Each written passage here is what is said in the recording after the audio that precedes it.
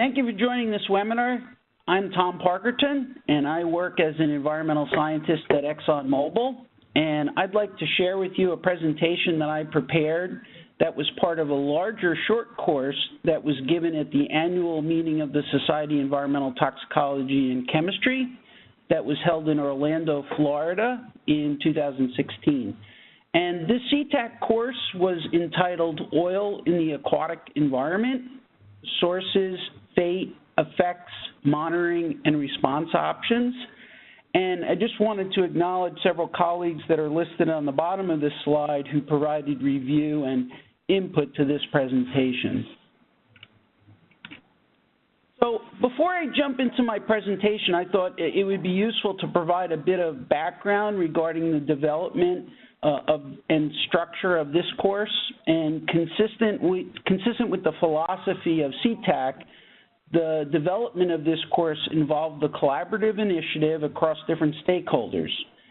Support for the course was provided through industry by the American Petroleum Institute, and a steering committee for the course was formed consisting of individuals from different sectors. It was really agreed at the beginning to design the course using a module format that focused on key principles. Each course module was developed by a lead instructor with subject matter expertise, and then others provided review and input from other sectors.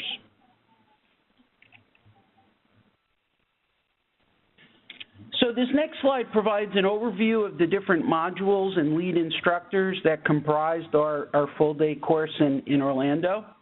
And I'll quickly just walk you through these modules. The first module was intended to give a brief introduction to crude oil and petroleum substances, and that's going to be the subject of my seminar today. The second module focused on physical, chemical, and biological processes that influence the fate of oil once released to the aquatic environment, including advection, dispersion, evaporation, dissolution, and degradation. The third module focused on analytical methods used to quantify oil, including both laboratory and field methods, as well as forensic techniques that are used to differentiate oil sources. The fourth module discussed principles for conducting oil degradation studies and practical lessons that had been learned from one of the field's experts over several decades. The fifth module provided an overview of the environmental hazard assessment of oils, including both toxicity to aquatic life as well as wildlife. So, for example, birds and marine mammals. The sixth module described fundamentals of oil spill response and available response options, including mechanical recovery, in situ burning, as well as surface and subsurface dispersants. And this module also provided an introduction to shoreline protection, monitoring, and cleanup methods. The last module described how coupled state-of-the-science oil fate and effects models, such as SciMap, can be used to integrate some of the key principles that were described in the previous modules to really help inform response decision-making and contingency planning. So the reason why I felt it was potentially useful to cover this slide, just to give you a little bit of the background context for the introductory presentation that I'm going to now cover. So this next slide provides the objectives and outlines for the first course module. The objective is to simply provide an overview of crude oil and petroleum substances. The topics covered include the nature and composition of crude oil nomenclature and available crude oil databases. I'm also going to provide a brief introduction to petroleum substance manufacture, as well as associated petroleum substance nomenclature. I'd like to just share some insights regarding current and future global oil supply and demand trends. I'll also briefly highlight some of the types of oil that are released to the aquatic environment, and then conclude with a brief summary of take-home messages and a list of additional resources for further reading. So that's sort of the roadmap for the presentation today. So this next slide covers the origin and composition of crude oil. As you may know, crude oil is derived from the breakdown of kerogen over geological timescales. The kerogen source material is derived from the anaerobic decay of organic matter, often largely derived by marine plankton that had been deposited to marine sediments. The elemental composition of crude oil consists mostly of carbon and hydrogen, with smaller amounts of sulfur, nitrogen, and oxygen, as well as trace amounts of metals. The molecular composition consists of paraffins, which include linear and branched alkanes, naphthalene that are comprised of cycloalkanes containing one or more saturated rings, and aromatic hydrocarbons that are comprised of molecules with one or more aromatic rings. And the last class is asphaltics that include asphaltenes and resins, which are comprised of poorly defined, highly molecular weight and polar compounds. The amount of these classes in crude oils really vary, but a typical crude oil contains equal amounts of paraffins, naphthenes, and aromatics, with the remaining 10% comprised of asphaltics.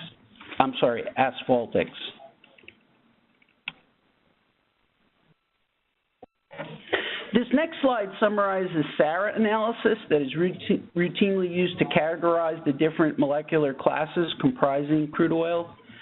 So let's try to walk you quickly through this slide. One first performs a distillation on the crude oil to remove the most volatile components that boil below 210 degrees C. This then constitutes the light distillant fraction. The residual then is extracted with solvent on the remaining oil to precipitate out the asphaltenes. The fraction that's solubilized by that nonpolar solvent is then separated into saturated, aromatic, and resin fractions. The saturated and aromatics are comprised of hydrocarbons with the example structures that are shown on the bottom of the figure. The resin fraction consists of compounds that are more soluble in polar solvents and often contain nitrogen or oxygen. The asphaltenes, in contrast, are a complex mixture of high molecular weight compounds that are insoluble in both polar and nonpolar solvents.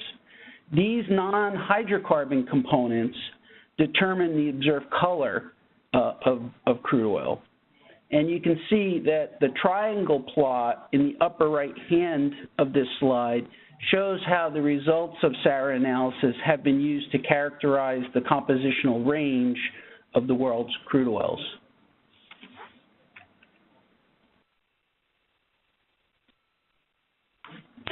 So a common approach that's often used to classify crude oil involves API gravity. And so API gravity is defined by the equation provided on this slide, and it's inversely related to the specific gravity of the oil. The specific gravity is in turn defined as the density of the oil relative to pure water at 60 degrees Fahrenheit. The API gravity is used to classify oils into sort of different general categories: light, medium, heavy, and extra heavy oil. As API gravity decreases, the density increases, and vice versa, as shown on this table. Another naming convention that is often applied to crude oils that dates back to the early days when the quality of oil was readily assessed using one's taste buds are the terms sweet and sour that reflect the objectionable sour taste that's imparted by sulfur that's present in the oil. So sweet crude oils have sulfur content of less than about 0.5%, while sour crudes contain higher amounts of sulfur. Lighter oils generally contain the most hydrocarbons and thus are preferable to refine into products, and from a commodity perspective, typically exhibit a price premium. Heavier oils are enriched with asphaltic, sulfur, and trace metal impurities that are more difficult to extract, refine, and transport, and thus often come with a price discount. Extra heavy oils are highly viscous and are thus difficult to pump, particularly at cold temperatures. Thus, lighter oils may be added to these heavy oils to facilitate transport. So a good example is diluted bitumen, or dilbit for short, that is extracted from the tar sands in Alberta, Canada. Most oils have API gravities that are greater than 10, which is the API gravity corresponding to that of water, which means that they are less dense than water and then therefore will float if they're spilled to a water body. The exception is, though, extra heavy oils that may exhibit API gravities below 10 and hence may sink when spilled into water. The figure in the next slide shows the relationship between the sulfur content of a crude oil on the y-axis and the API gravity on the x-axis from crude oils that have been sampled from across the globe. The different colored symbols denote different geographic regions where the oils were collected, and you can see the general inverse relationship between the sulfur content and the API gravity. So as the sulfur content goes up, the API gravity goes down. Hence, the light sweet oils that plot on the right side of this figure represent the higher quality, most preferred oils.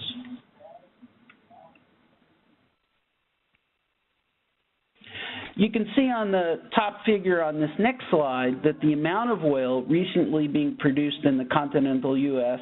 as plotted on the y-axis in units of millions of barrels per day falls into API gravity bins that really reflect the higher quality lighter oils. However, there are regional differences, as shown in the figures on the bottom, that in which we've got plotted oil production in different states as a function of the API gravity. These differences in crude oil quality fundamentally reflect the geological formations that are present in these different regions. So, for example, in Texas, a very light oil is currently being produced, while much heavier oil is being generated from the reservoirs in California. I included this slide just to point out and make you aware that there are databases that are publicly available for obtaining compositional information for different crude oils. And so two examples include databases provided by Environment Canada as well as by my company, ExxonMobil, which can be readily found using a quick internet search.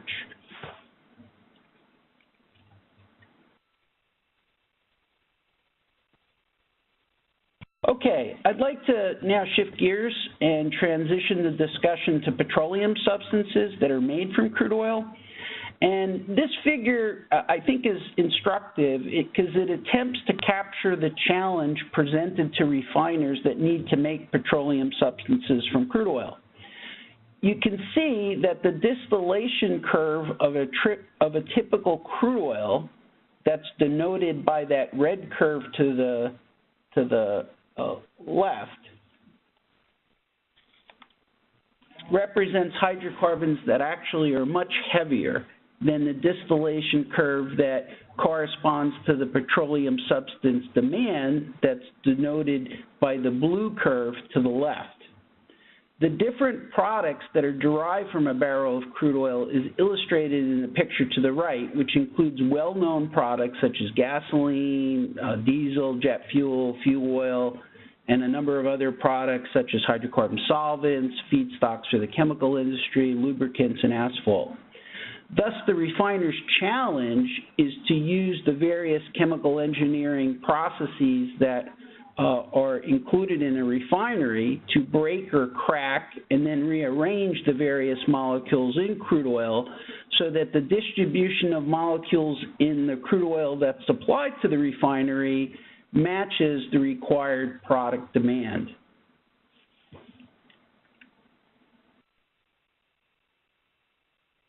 This next slide provides a summary of some key facts related to petroleum substances. First, these substances are produced from crude oil by refineries. This involves separation via distillation, which is then often followed by a variety of chemical modifications.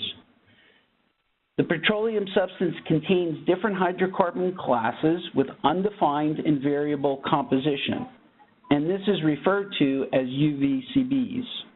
Some well-known hydrocarbons are largely absent. For example, you think about benzoalpha-pyrene, it's mainly associated with pyrogenic rather than petrogenic sources.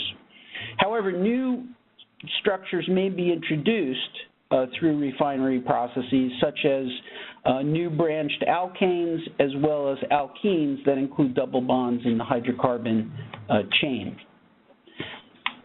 Second, the nomenclature of petroleum substances usually reflects the last step in the refining process, hydrocarbon type, and carbon and boiling range. And I've provided an example name for a petroleum substance that you can see in that sub-bullet. So distillates, hydrotreated light, is obtained by treating petroleum with hydrogen. So essentially you're saturating all the aromatic bonds in the presence of a catalyst, and it consists of C9 to C16 hydrocarbons boiling from 120 to 290 degrees, from 150 to 290 degrees C. So that's sort of an example way that petroleum substances are named. Further, petroleum substances are often prepared by blending different refinery streams to meet specifications that relate to performance for the intended use, such as volatility, octane, cetane, or viscosity ratings. And these specifications can change based on season. So, for example, a higher volatility specification on gasoline may be required in the winter than in the summer to ensure that your car starts in cold temperatures. And lastly, petroleum substances are grouped into 12 major categories that are listed here, spanning from very light to heavy distillate fractions.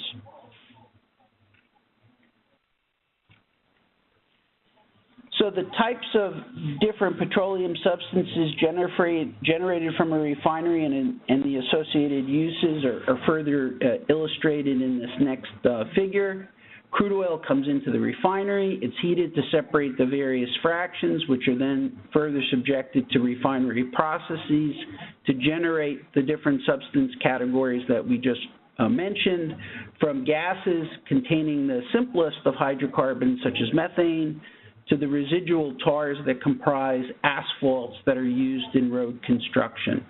So an important generalization is that as the boiling point interval defining the petroleum substance increases, the underlying molecular composition, so essentially the number of structures, increases exponentially, and that's shown on the side of that figure.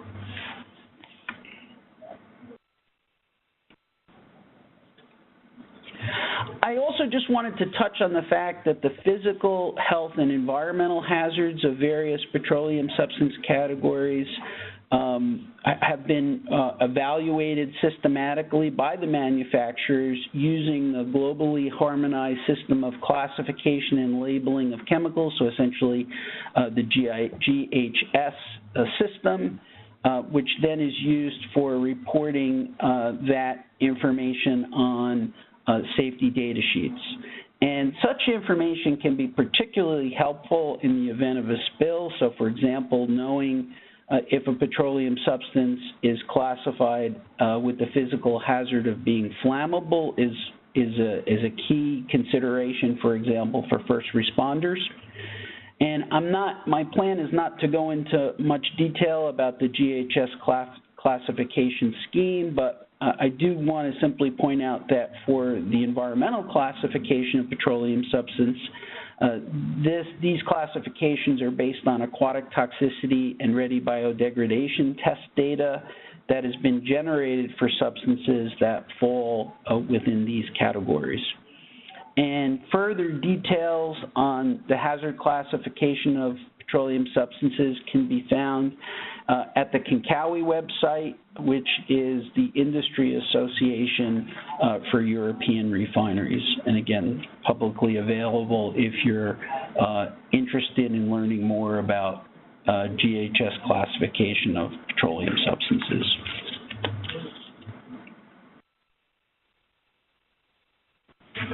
Okay, I thought it might be just of general interest to provide an outlook on oil supply and demand over the next few decades, and these data are taken from ExxonMobil's 2015 Energy Outlook. So let me just quickly try to walk you through this chart. The height of the bars represent oil demand. The colors in the bars represent the various sources of oil supply across the different regions that are listed along the x-axis. And the black horizontal lines represent the corresponding demand in that region. So a few important messages to take away from this chart. First, the Middle East and the Russian Caspian regions remain the dominant exporters, while Europe and Asia Pacific are the primary importers, with really growth demand really being over the next 30 years really being driven by Asia. Also due largely to the growth in natural gas liquids that have been derived from hydraulic fracturing that are shown as orange bars, the U.S. becomes a net oil exporter by 2030.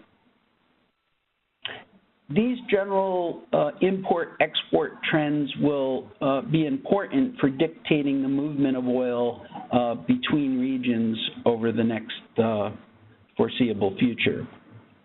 And I just wanted to point out that the ExxonMobil Energy Outlook involves a detailed analysis, and this report is produced every year and is publicly available. So if you're interested in learning more and particularly getting more details and updated information on this topic, I would encourage you to do a quick search on the internet and download the latest version of this report from ExxonMobil's website.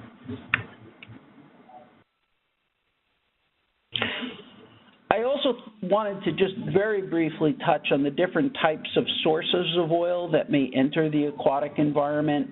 I think it's important to recognize that there are both natural and man-made oil sources. Anthropogenic sources are depicted by the different pictures and include releases during oil exploration and production, transportation, refining, and supply through distribution, and ultimately consumer end use. And in a study conducted by the National Research Council in 2003, it was concluded that natural seeps contribute almost natural seeps contribute almost 2/3 of the annual amount of oil entering the marine environment, with most of the remainder attributed to consumption of petroleum, with less contributions from extraction and the transport of oil.